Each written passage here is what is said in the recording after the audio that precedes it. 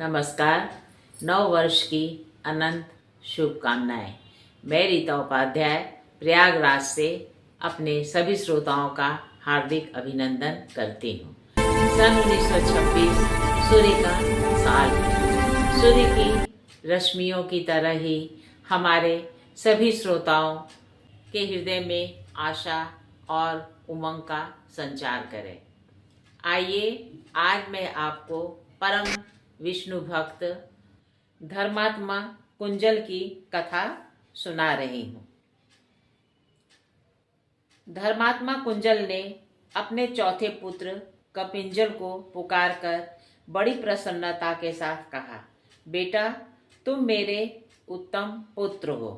बोलो, आहार लाने के लिए यहाँ से किस स्थान पर जाते हो?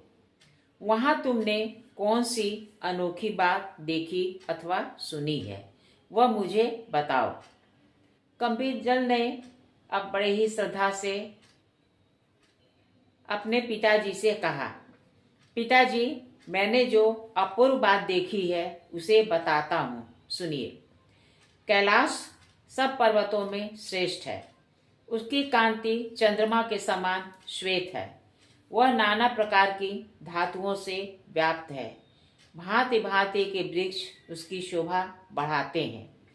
गंगा जी का शुभ्र एवं पावन जल सब ओर से उस पर्वत को नहलाता रहता है। वहाँ से सहस्रों विख्यात नदियों का प्रादुर्भाव हुआ है। उस पर्वत शिखर पर भगवान शिव का मंदिर है, जहाँ कोटि कोटि शिवगण भरे रहते हैं। पिताजी, एक दिन मैं उसी कैलाश पर जो शंकर जी का घर है गया था। वहाँ मुझे एक ऐसा आश्चर्य दिखाई दिया जो पहले कभी देखने या सुनने में नहीं आया था। मैं उस अद्भुत घटना का वर्णन करता हूँ, सुनिए। गिरिराज मेरु का पवित्र शिखर महान अभ्युदय से युक्त है। वहाँ से हिम और दूध के समान रंग वाला गंगा नदी का प्रवाह बड़े वेग से पृथ्वी की ओर गिरता है। वह स्रोत कैलाश के शिखर पर पहुंचकर सब ओर फैल जाता है। उस जल से 10 योजन का लंबा चौड़ा एक भारी तालाब बन गया है। उसे गंगाहद कहते हैं। यह तालाब परम पवित्र और निर्मल जल से सुशोभित है। महामते, गंगा हृद के सामने ही शिला के ऊपर एक कन्या बैठी थी, जिसके केश खुले थे। रूप के वैभव से उसकी बड़ी शोभा हो रही थी। वह कन्या दिव्य रूप और सब प्रकार के शुभ लक्षणों से संपन्न थी। उसने दिव्य आभूषण धारण कर रखे थे। उस स्थान पर वह बड़ी शोभा संपन्न दिखाई दे रही थी। पता नहीं वह गिरिराज हिमालय की कन्या पार्वती थी या समुद्र की पुत्री लक्ष्मी। इंद्र या यमराज की पत्नी भी ऐसी सुंदरी नहीं दिखाई देती। उसके शील, सद्भाव, गुण तथा रूप जैसे दिख पड़ते थे, वैसे अन्य दिव्यांगनाओं में नहीं दृष्टिगोचर होते। शिला के ऊपर बैठी हुई वह कन्या किसी भारी दुख से व्याकुल थी और फूट फूट कर रो रही थी, और कोई स्वजन संबंधी भी उसके पास नहीं थे। नेत्रों से गिरते हुए निर्मल आंसू मोती के दाने जैसे चमक रहे थे। वे सब के सब गंगा जी के स्रोत में ही गिरते और सुंदर कमल पुष्प के रूप में परिणत हो जाते थे। इस प्रकार अगणित सुंदर पुष्प गंगा जी के जल में पड़े थे और पानी के वेग के साथ बह रहे थे। पिताजी, इस प्रकार मैंने यह अपूर्व बात देखी है। आप वक्ताओं में श्रेष्ठ हैं। यदि इसका कारण जानते हो तो मुझ पर कृपा करके बताएं। गंगा के मुहाने पर जो सुंदर स्त्री रो रही थी, उसके नेत्रों से गिरे हुए आंसू सुंदर कमल के फूल बन जाते थे। वह कौन थी? यदि मैं आपका प्रिय हूँ तो मुझे यह सारा रहस्य बताइए। कुंजल बोला, बेटा बता रहा हूँ, सुनो। यह देवताओं का रचा हुआ वृत्तांत है। इसमें महात्मा श्री विष्णु के चरित्र का वर्णन है, जो सब पापों का नाश करने वाला है। एक समय की बात है, राजा नहुस ने संग्राम में महापराक्रमी हुंड नामक दैत्य को मार डाला। उस दैत्य के पुत्र का नाम बिहुंड था। वह भी बड़ा पराक्रमी और तपस्वी था। उसने जब सुना कि राजा नहुस ने उसके पिता का मंत्री तथा सेना सहित वध किया है, तब उसे बड़ा क्रोध हुआ और वह देवताओं का विनाश करने के लिए उद्यत होकर तपस्या करने लगा। तब से बढ़े हुए उस दुष्ट दैत्य का पुरुषार्थ संपूर्ण देवताओं को ज्ञात था। वे जानते थे कि समर भूमि में बिहुंड के वेग को सहन करना अत्यंत कठिन है। उधर बिहुंड के मन में त्रिलोकी का नाश कर डालने की इच्छा हुई। उसने निश्चय किया कि मैं मनुष्यों और देवताओं को मारकर पिता के वैर का बदला लूंगा। इस प्रकार अत्याचार के लिए उद्यत हो देवताओं और ब्राह्मणों के लिए कंटक रूप उस पापी दैत्य ने उपद्रव मचाना आरंभ किया। समस्त प्रजा को पीड़ा देने लगा। उसके तेज से संतप्त होकर इंद्र आदि देवता परम तेजस्वी देवादिदेव भगवान श्री विष्णु की शरण में गए और बोले, भगवान बिहुंड के महान भय से आप हमारी रक्षा करें। भगवान विष्णु बोले, पापी बिहुंड देवताओं के लिए कंटक रूप है, मैं अवश्य उसका नाश करूंगा। देवताओं से यह कहकर श्री विष्णु ने माया को प्रेरित किया। संपूर्ण विश्व को मोहित करने वाली महाभागा विष्णु माया ने बिहुंड का वध करने के लिए रूप और लावण्य से सुशोभित तरुणी स्त्री का रूप धारण किया। वह नंद वन में आकर तपस्या करने लगी। इस समय दैत्यराज बिहुंड देवताओं का वध करने के लिए दिव्य मार्ग से चला। नंद वन में पहुंचने पर उसकी दृष्टि तपस्विनी माया पर पड़ी। वह इस बात को नहीं जान सका कि यह मेरा ही नाश करने के लिए उत्पन्न हुई है। वह सुंदरी स्त्री कालरूपा है। यह बात उसकी समझ में नहीं आई। माया का शरीर तपाए हुए सुवर्ण के समान चमक रहा था। रूप का वैभव उसकी शोभा बढ़ा रहा था। पापात्मा बिहुंड उस सुंदरी युवती को देखते ही लुभा गया और बोला, भद्रे तुम कौन हो? तुम मुझे बहुत ही आकर्षित कर रही हो। देवेश्वरी, तुम मेरी हो जाओ। इसके बदले में तुम जिस जिस वस्तु की इच्छा करो वह मैं तुम्हें देने को तैयार हूँ। माया बोली, दानव, यदि तुम मेरा ही उपभोग करना चाहते हो तो 7 करोड़ कमल के फूलों से भगवान शंकर की पूजा करो। ये फूल कामोद से उत्पन्न दिव्य, सुगंधित और देव दुर्लभ होने चाहिए। उन्हीं फूलों की सुंदर माला बनाकर मेरे कंठ में भी पहनाओ, तभी मैं तुम्हारी प्रिय भार्या बनूंगी। बिहुंड ने कहा, देवी, मैं ऐसा ही करूंगा। तुम्हारा मांगा हुआ वर तुम्हें दे रहा हूँ। यह कहकर दैत्यराज बिहुंड जितने भी दिव्य एवं पवित्र वन थे उसमें विचरण करने लगा। उसके चित्त पर काम का आवेश छा रहा था। बहुत खोजने पर भी उसे कामोद नामक वृक्ष कहीं नहीं दिखाई दिया। वह स्वयं इधर उधर जाकर पूछताछ करता रहा, किंतु सर्वत्र लोगों के मुख से उसे यही उत्तर मिलता था कि कामोद वृक्ष नहीं है।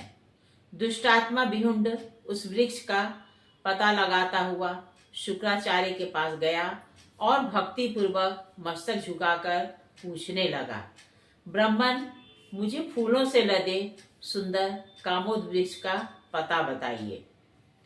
शुक्राचार्य बोले, दानव, कामोद नाम का कोई वृक्ष नहीं है। कामोदा तो एक स्त्री का नाम है।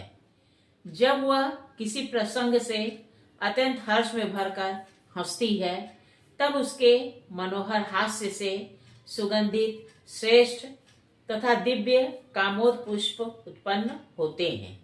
उनका रंग अत्यंत पीला होता है तथा वे दिव्य गंध से युक्त होते हैं। उनमें से एक फूल के द्वारा भी जो भगवान शंकर की पूजा करता है, उसकी बड़ी से बड़ी कामनाओं को भी भगवान शिव पूर्ण कर देते हैं। कामोदा के रोने से वैसे ही सुंदर फूल उत्पन्न होते हैं, किंतु उनमें सुगंध नहीं होती, अतः उसका स्पर्श नहीं करना चाहिए। शुक्राचार्य की बात सुनकर विहुंड ने पूछा, भृगुनंदन, कामोदा कहाँ रहती है? शुक्राचार्य बोले, संपूर्ण पापों का नाश करने वाले परम पावन हरिद्वार नामक तीर्थ के पास कामोद नामक नगरी है, जिसे विश्वकर्मा ने बनाया था।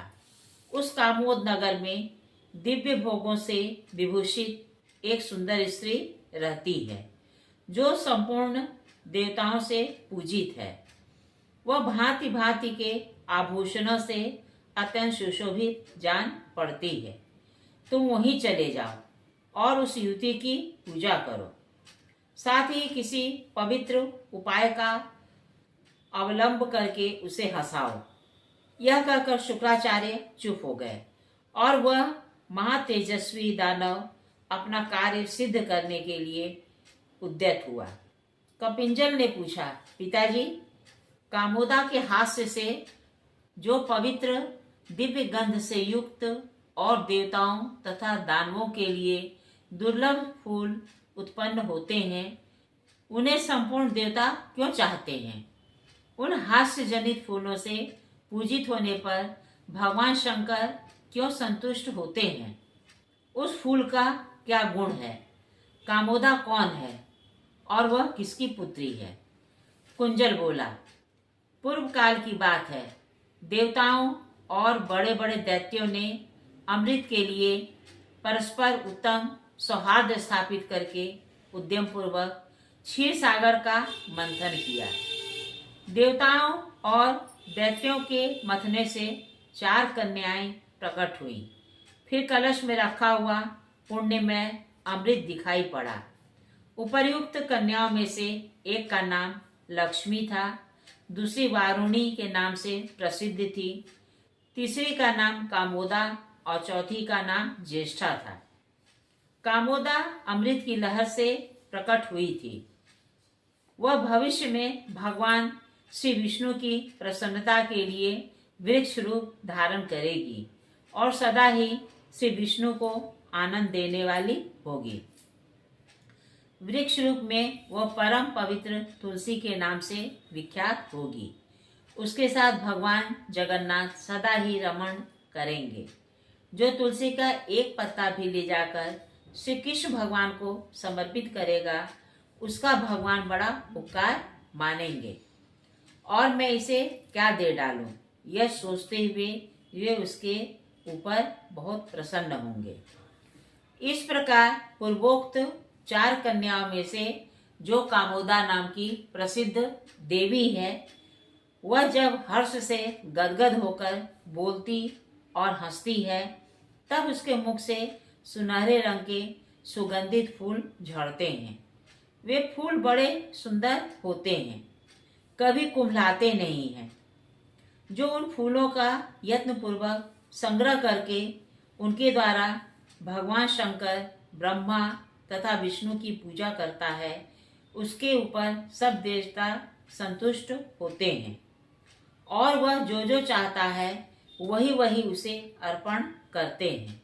इसी प्रकार जब कामोदा किसी दुख से दुखी होकर रोने लगती है, तब उसकी आंखों के आंसुओं से भी फूल पैदा होते और झड़ते हैं। महाभाग वे फूल भी देखने में बड़े मनोहर होते हैं, किंतु उनमें सुगंध नहीं होती। वैसे फूलों से जो शंकर का पूजन करता है, उसे दुख और संताप होता है। जो पापात्मा एक बार भी उस तरह के फूलों से देवताओं की पूजा करते हैं, वे निश्चय ही दुख पाते हैं। भगवान श्री विष्णु ने पापी बिहुंड के पराक्रम और दुस्साहस पर दृष्टि डालकर देवर्षि नारद को उसके पास भेजा। उस समय वह दुरात्मा दानव कामोदा के पास जा रहा था। नारद जी उसके समीप जाकर हंसते हुए बोले, दैत्यराज, कहाँ जा रहे हो? इस समय तुम बड़े उतावले और व्यग्र जान पड़ते हो। विहुंड ने ब्रह्म कुमार नारद जी को हाथ जोड़कर प्रणाम किया और कहा, द्विश्रेष्ठ, मैं कामोद पुष्प के लिए जा रहा हूँ। यह सुनकर नारद जी ने कहा, दैत्य, तुम कामोद नामक श्रेष्ठ नगर में कदापि न जाना, क्योंकि वहां संपूर्ण देवताओं को विजय दिलाने वाले परम बुद्धिमान भगवान श्री विष्णु रहते हैं। दानव, जिस उपाय से कामोद नामक फूल तुम्हारे हाथ लग सकते हैं वह मैं बता रहा हूँ।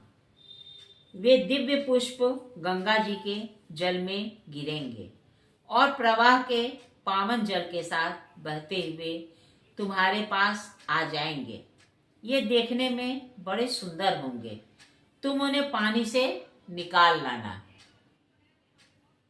इस प्रकार उन फूलों का संग्रह करके अपना मनोरथ सिद्ध करो। मैंने इस कथा का एक भाग आपके समक्ष प्रस्तुत किया है। अब इसका अगला भाग दूसरे वीडियो में देखेंगे। नमस्कार।